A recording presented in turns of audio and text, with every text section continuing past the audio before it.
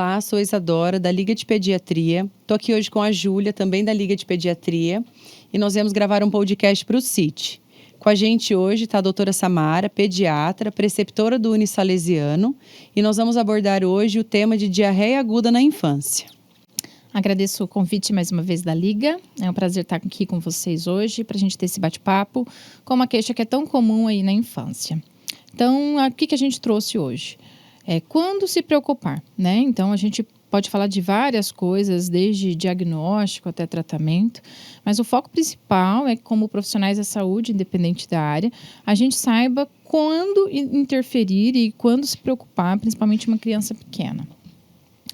Então, por mais que hoje em dia a gente tenha muitas atualizações e fácil acesso a informações, a diarreia aguda ainda é um problema de mortalidade no Brasil, né? E principalmente em crianças pequenas, quando a gente fala crianças menores de 5 anos.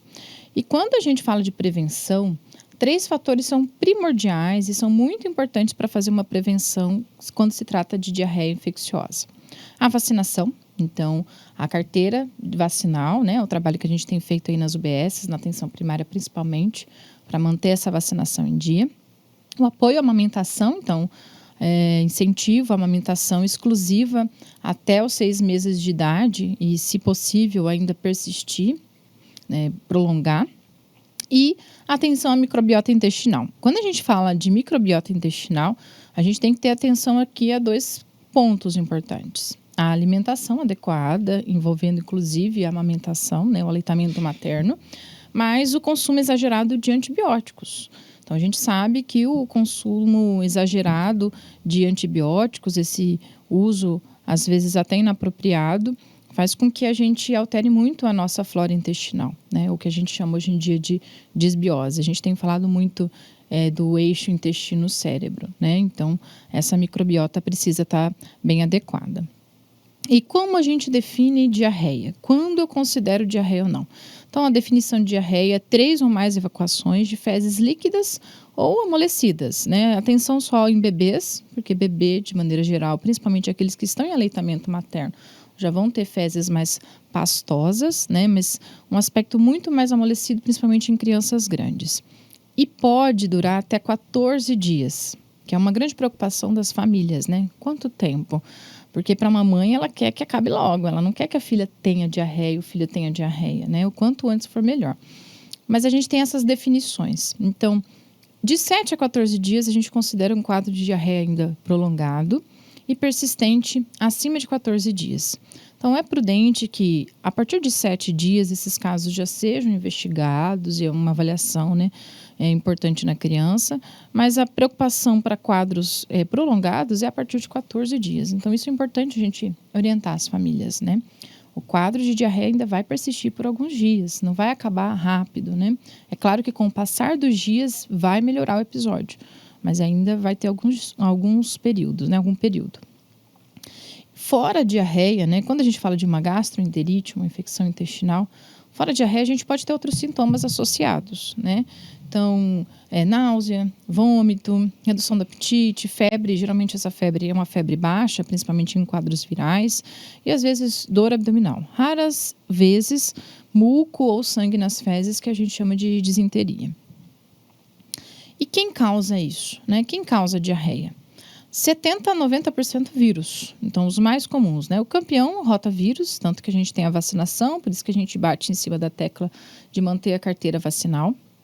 Norovírus, adenovírus, astrovírus e até mesmo o SARS-CoV, né? O Covid. Então, a gente tem evidências aí de casos de diarreia aguda relacionadas a essas infecções virais. Quando a gente fala de adenovírus, é importante lembrar que às vezes está associado a sintomas respiratórios. Isso é muito comum em crianças, principalmente crianças pré-escolar e escolar. Então, a criança tem tosse, coriza, às vezes aquela secreção ocular, associado ainda a quadro de diarreia. E bactéria, a campeã E. coli, né, Escherichia coli, e protozoários, né? Protozoários não tem uma incidência tão grande. A nossa incidência de protozoários ainda, mesmo sendo um país subdesenvolvido, é muito baixa, tanto que a gente nem orienta a fazer mais profilaxia para verminoses, mas a giardia acaba sendo campeã aí quando a gente fala de uma infecção por outros protozoários. E o impacto da vacinação, né? Quando a gente fala do campeão, né? Quem mais causa é o rotavírus. E que evidência a gente tem relacionada à vacinação? Então, a gente sabe que a redução da prevalência após a vacinação é uma média de 22,4 para 11,6, né? Então, a gente tem uma redução significativa e a vacinação auxilia aí até mesmo na redução de circulação de novas cepas, né? Então, a vacinação ainda é a principal prevenção quando a gente fala de rotavírus e de um quadro de diarreia aguda, principalmente grave. E quando a gente deve se preocupar? Enquanto profissionais de saúde, até mesmo enquanto família, pais. Então, não melhora após 2 dias. Mas eu acabei de falar que é até 7, 14 dias. A gente sabe que a melhora é gradual. Ele não vai parar de ter diarreia de um dia para o outro. Mas o que é importante? Nos primeiros 2 dias, esse quadro é mais intenso. Após 2 dias, ainda vão existir episódios, ainda vão ter quadros de fezes, mas isso vai reduzindo. Então, se não houve essa redução e aconteceu ao contrário, em vez de melhorar, só está piorando. Ele evacuava, né, tinha episódios de diarreia em torno de 4 a 5 vezes por dia. Passou 2 dias, está dando 10, 15. Passou 3 dias, 20. Isso é um sinal de alerta. Está piorando. Precisa procurar avaliação. Aumento da frequência e do volume, que vai justamente a isso, né? Então, a frequência tem aumentado cada vez mais, ou episódios muito grandes, que às vezes a família chega assim pra gente, doutora, tudo que come vai no banheiro. Eu reponho, ele vai, faz o cocô, tem a diarreia, fezes líquidas, eu vou dar água, mas logo em seguida parece que mal tomou e já fez de novo. Então, isso é uma quantidade que a gente se preocupa. Associada a vômitos repetidos. Então, além da diarreia, a criança não consegue ingerir líquidos, tudo que ela toma, ela vomita. Sangue nas fezes. Então, lembrar que o sangue, a gente pensa em infecção bacteriana, né, na disenteria. Então, a gente abre para outro quadro. Cuidado.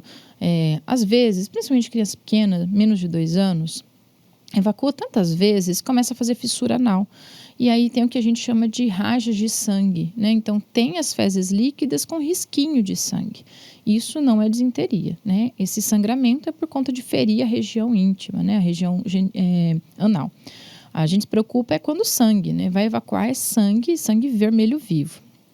Diminuição da diurese, então uma redução significativa dessa urina, então associada à diarreia, isso traz para a gente que não está conseguindo repor, né, aquele líquido que está perdendo com a diarreia. Sede excessiva, que também fala muito a favor de desidratação, então você repõe, mesmo assim a criança a todo momento pedindo, querendo água, e recusa dos alimentos, né, que vai muito associado às vezes ao vômito. Está vomitando ou às vezes não consegue de jeito nenhum repor. Então eu ofereço líquido, ofereço os alimentos e não aceita.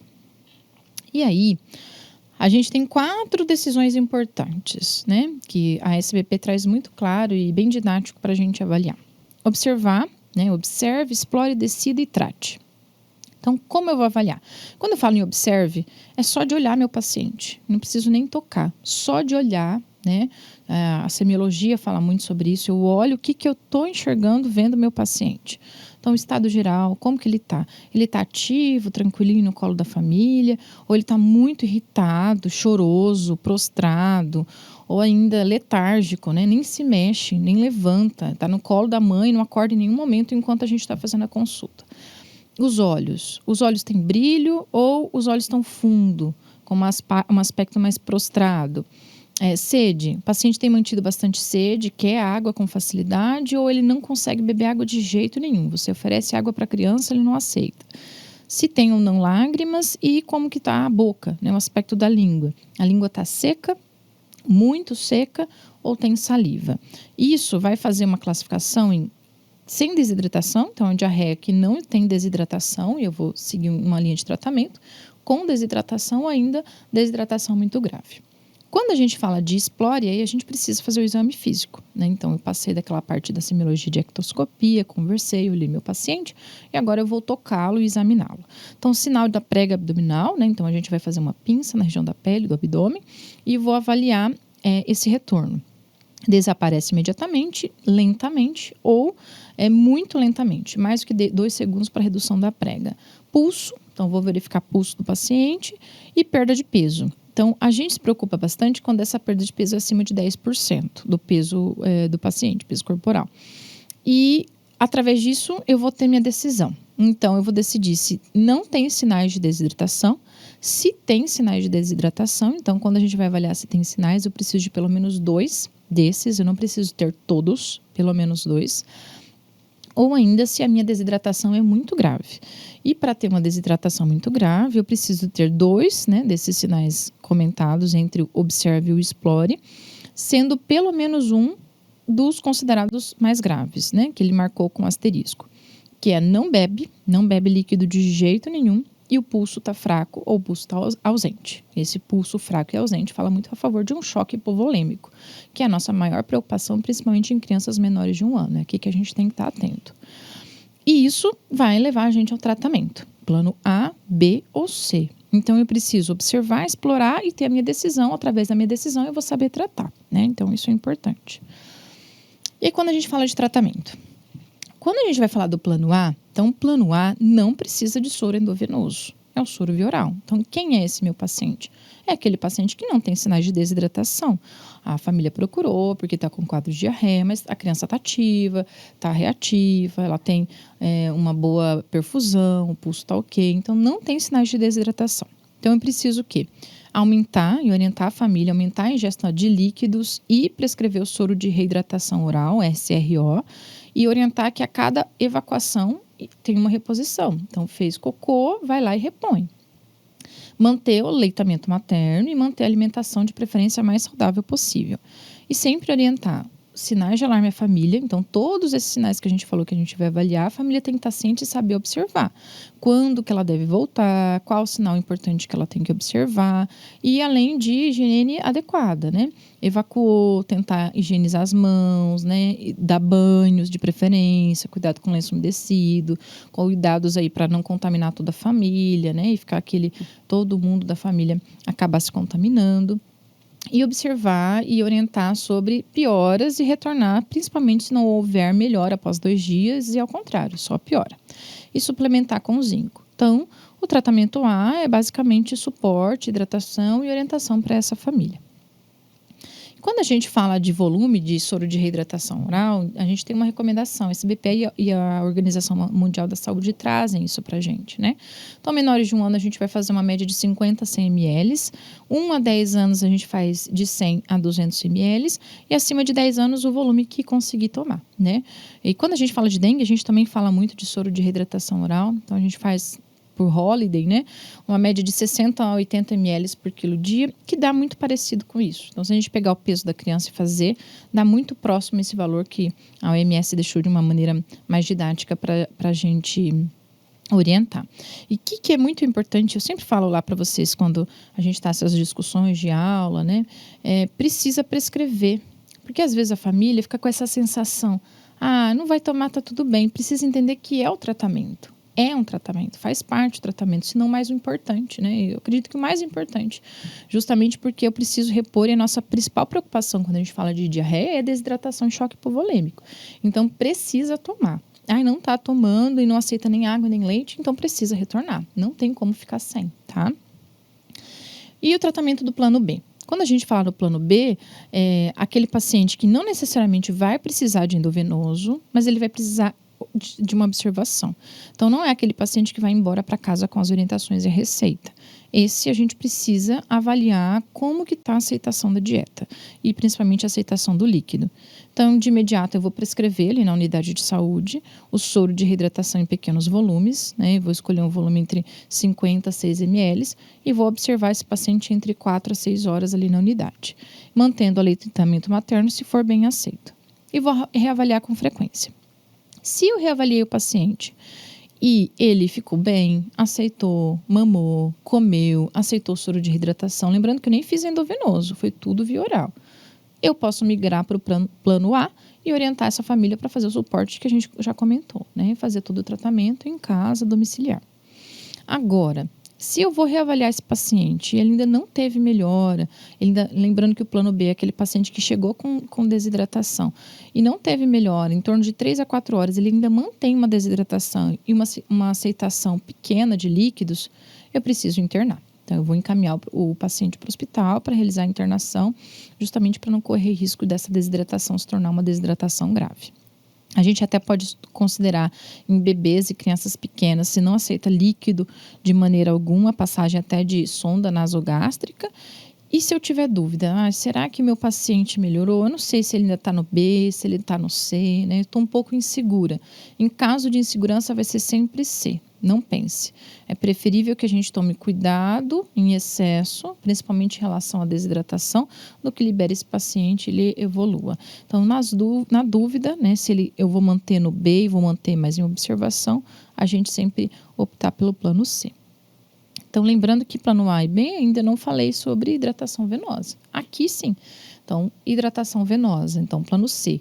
Quando que eu avalio? Né? Quando eu considero aqueles sinais de gravidade, principalmente relacionado à recusa total da aceitação de líquido e a alteração de pulso, né? O pulso fraco ou ausente. Então, é sinal grave. Associado ainda a perdas de peso maior que 10%. Aqui eu preciso de fazer uma reidratação venosa imediata. E aí, em 2 pontos. A rápida, a gente vai fazer de acordo com a idade. Menores de 1 ano, a gente vai fazer 30 ml por quilo, em torno de 1 hora. E acima, a gente faz em torno de 30 minutos, acima de 1 ano.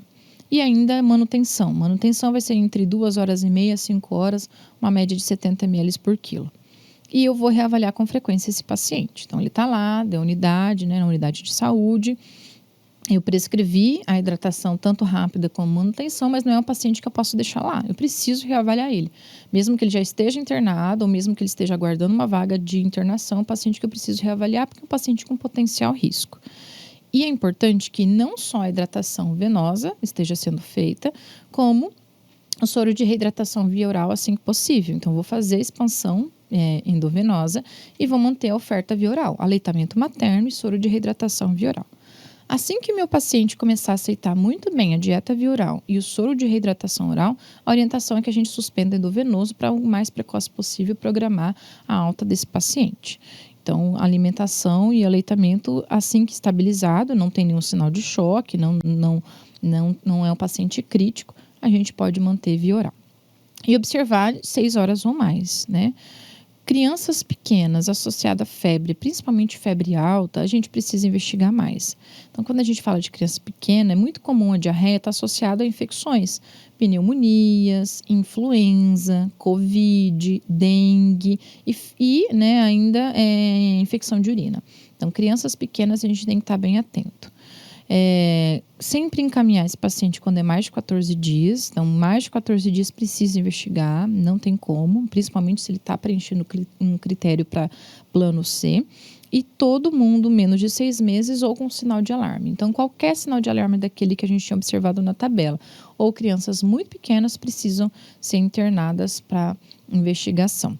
Menos de 6 meses, por quê? Porque criança menos de 6 meses tem muito mais facilidade de fazer um choque hipovolêmico por desidratação e ainda é mais difícil, né? É mais difícil para a família controlar essa hidratação via oral da criança, principalmente às vezes é só peito, então acaba sendo mais difícil e a tolerância, né, do soro de reidratação não é tão grande. O zinco. Então, o zinco, a Organização Mundial da Saúde, o Ministério da Saúde, recomenda que seja feito em todas as crianças. Ele reduz aí a gravidade, né, dos sintomas da diarreia. Ele vai reduzir a resposta inflamatória intestinal, facilitar a absorção de fluidos e ainda reduzir o estresse oxidativo. Então, é muito benéfico, principalmente para esses quadros de diarreia aguda, né? E reduz ainda um período de em torno de 3 meses os próximos quadros. Então, a gente sempre orienta a família a manter entre 10 a 14 dias o zinco. Então, até 6 meses de idade, a gente vai fazer 10 miligramas dia, não é por quilo, é 10 miligramas dia. E para maiores de 6 meses, até os 5 anos, a gente vai fazer 20 miligramas por dia. E ainda falando de tratamento, a gente tem probióticos, tem vários no mercado, né? Então, o Spigan, ele recomenda, né, essas cepas, são as mais comuns recomendadas, mas o que a gente tem de evidência? que o uso da cepa vai reduzir uma média de 1 dia. 1 a 2 dias os sintomas da diarreia. Então, não é uma coisa milagrosa. Eu vou usar um repositor de flora e tá tudo bem e vai auxiliar. Não. A redução é de 1 a 2 dias. Para a família, né, que está com a criança, aquela angústia, talvez 1 a 2 dias já ajude muito, né? Mas não é algo que vai trazer uma redução momentânea nesse quadro. E a gente tem algumas perguntas para a gente finalizar esse tema. A gente separou as dúvidas mais relevantes, mais importantes. E a primeira delas: quais alimentos devem ser evitados durante o episódio de diarreia infantil? Então, Júlia, é importante que a família evite alimentos muito gordurosos, né? Então, bacon, calabresa, lanche, né? Derivado de queijo, alimentos gordurosos de maneira geral.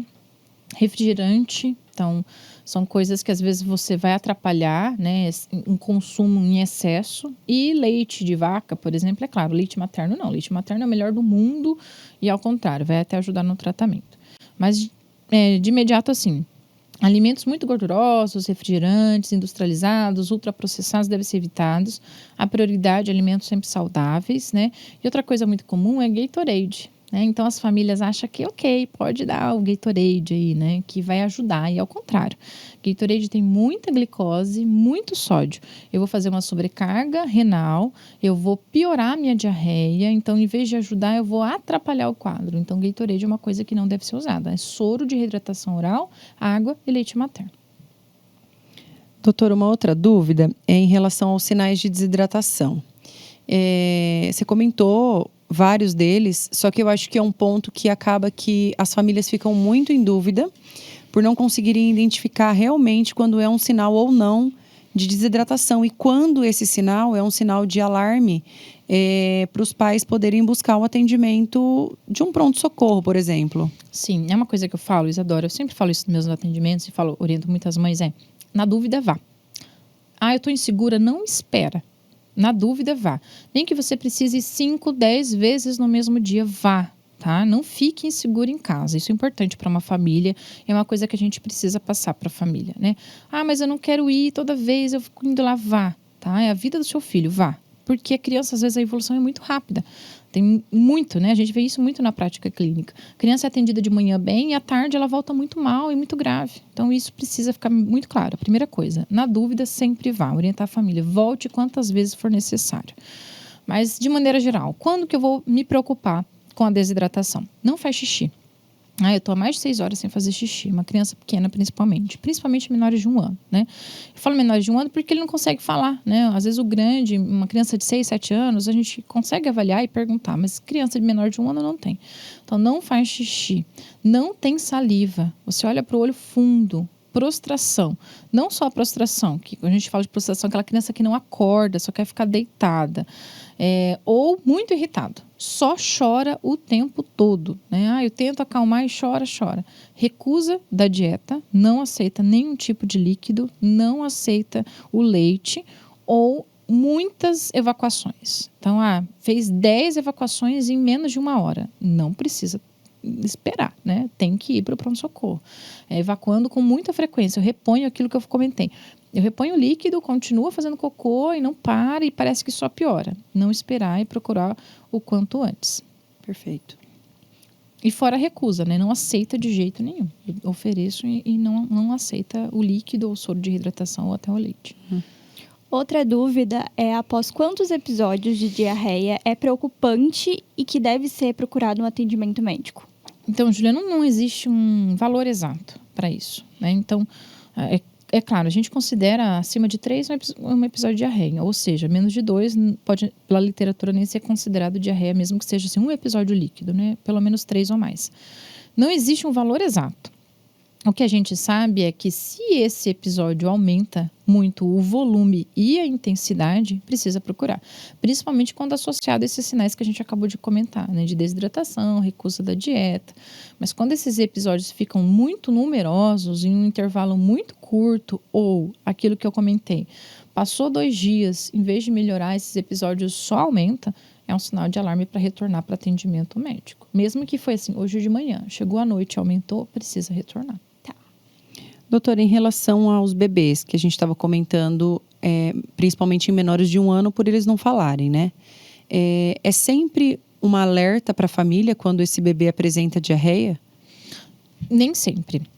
É claro que a gente se preocupa muito em menores de 6 meses, então toda criança menor de 6 meses precisa ser reavaliada. Começou a diarreia hoje, né? Fez 5 evacuações. Tem menos de 6 meses? Precisa, justamente porque é um bebê que tem risco para evoluir para um choque muito rápido e desidratar muito fácil, a gente não consegue controlar, né? Mas crianças entre 6 meses a 1 ano, a observar sempre a aceitação de líquido, a diurese, né? Tá fazendo xixi de maneira adequada e como é essa frequência, né? Mas nem sempre, porque às vezes a gente fala e a família às vezes se assusta muito, mas é importante assim, menos de 6 meses sempre reavaliar, né? Mesmo que começou hoje, precisa pelo risco. Entre 6 meses a 1 ano que essa criança não se comunica, avaliar. Episódios muito frequentes que você não consegue hidratar, também precisa procurar. Certo. A próxima dúvida é exatamente essa. O que fazer se a criança ela não aceita o soro de reidratação oral, não aceita líquidos e o que fazer, né? As mães ficam muito preocupadas. Sim. E o soro não é muito palatável, né? Sim. Às vezes até a gente não consegue aceitar bem, porque é salgado, né?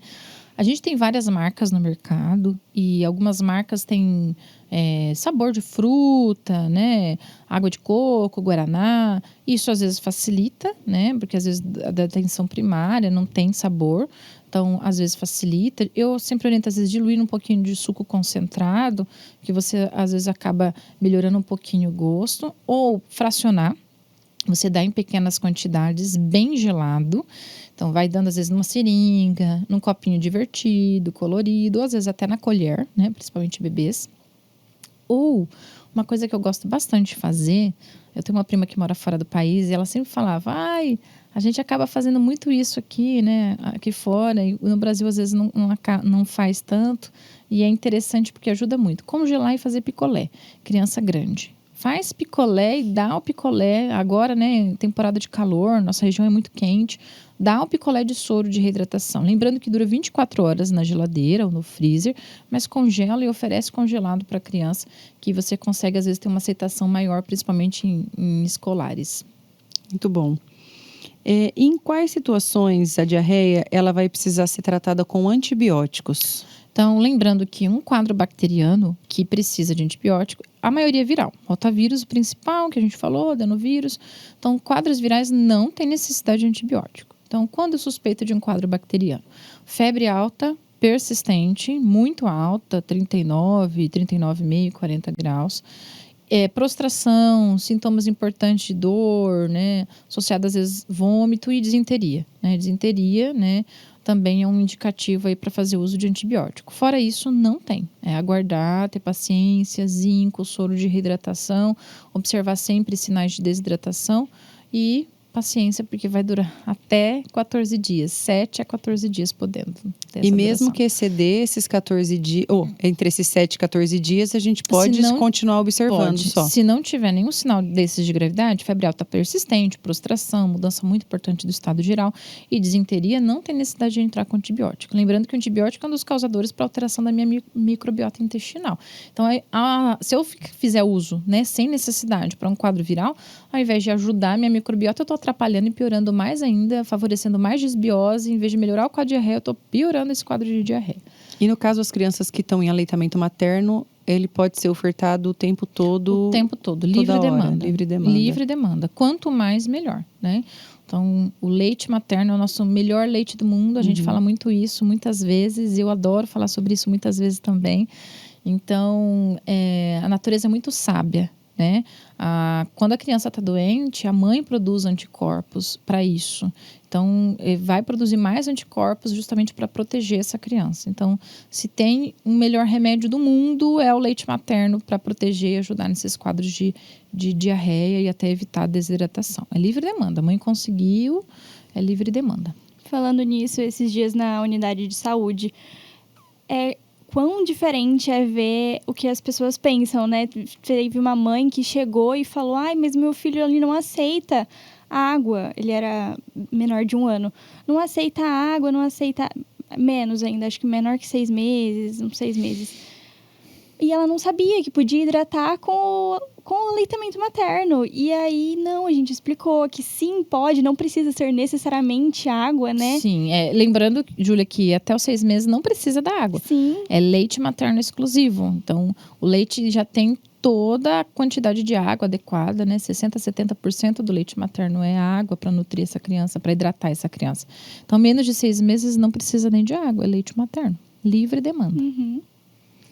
Muito bom, doutora, obrigada pela colaboração, pela contribuição com um tema tão relevante, principalmente em crianças pequenas, né? Os pais acabam ficando aflitos e às vezes inseguros de procurar ou não o serviço de saúde, né? Sim. Então acho que é importante ficar claro aí os principais pontos para ser discutido. Eu que agradeço o convite e estamos sempre por aí. Obrigada. Obrigada.